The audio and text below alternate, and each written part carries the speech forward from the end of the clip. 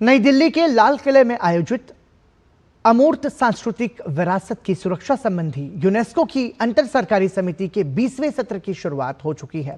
7 दिवसीय बैठक के दूसरे दिन कई प्रमुख विषयों पर चर्चा हुई। आने वाले दिनों में किन मुद्दों पर फोकस किया जाएगा, इसे लेकर संस्कृति मंत्रालय के सचिव विवेक अग्रवाल से डीडी न्यूज ने खास बातचीत की।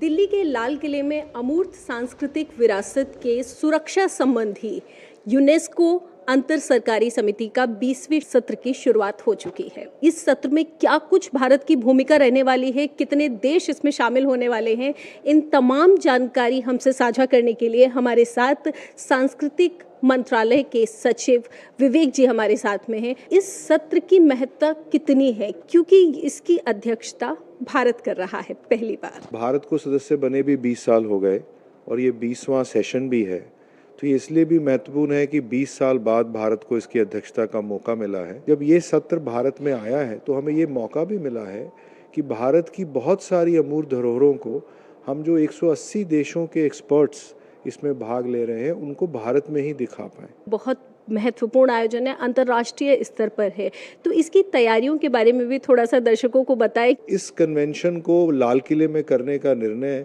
केवल 2 माह पहले ही हुआ। हमने जब निर्णय लिया उस समय बहुत चैलेंजेस थे। ये सबने सोचा कि कैसे लाल किले में इतना बड़ा आयोजन जिसमें 1200 से ज़्यादा इंटरनेशनल डेलीगेट्स आएंगे, 180 कंट्रीज़ के आएंगे, उनको कैसे हम होस्ट करेंगे।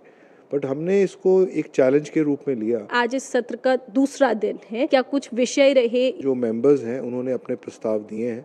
भारत का प्रस्ताव भी चर्चा में है, जिसमें हमने दीपावली को एक विश्व धरोहर के रूप में मान्यता प्राप्त करने के लिए अपना प्रस्ताव दिया था, जिसके ऊपर विचार चल रहे हैं। तो इस पर निर्णय कब तक आने की उम्मीद है? 10 तारीख को जब ये चर्चा होगी, उसमें नॉर्मली डिस्कशन होता है और चर्चा के उपरांत कमेटी अपना निर्णय देगी और जब निर्णय होगा उसके बाद वो कन्वे उसी समय हाउस में हो जाता है। अभी आप क्या महसूस कर रहे हैं इस चलते हुए सत्र? बहुत सारी दोस्ती के हाथ भारत की तरफ बढ़ रहे हैं। जैसा अतिथि देवो भव की हमारी परंपरा है, उसको निभा रहे हैं। अब तक कितनी धरोहरें हमारी ये यूनेस्को में शामिल हो चुकी? हमारी 44 टेंजिबल धरोहरें, जो मूर्त धरोहरें हैं, वो यूनेस्को में इंस्क्राइब हो चुकी हैं और 15 हमारी अमूर्त धरोहरें हैं जो यूनेस्को में रिकग्नाइज्ड हैं। अब हमने दीपावली का प्रस्ताव जो दिया है उस पर चर्चा इस बार हो रही है। इसके अलावा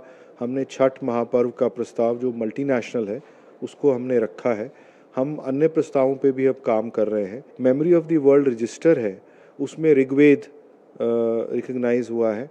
उसमें इस बार ही हम वाल्मीकि रामायण को लेके जाना चाह रहे हैं और हम कोशिश ये कर रहे हैं कि जितने भी यूनेस्को के विभिन्न पहलू हैं, जो कल्चरल एस्पेक्ट्स हैं, उनमें भारत का प्रतिनिधित्व बहुत अच्छे से हो।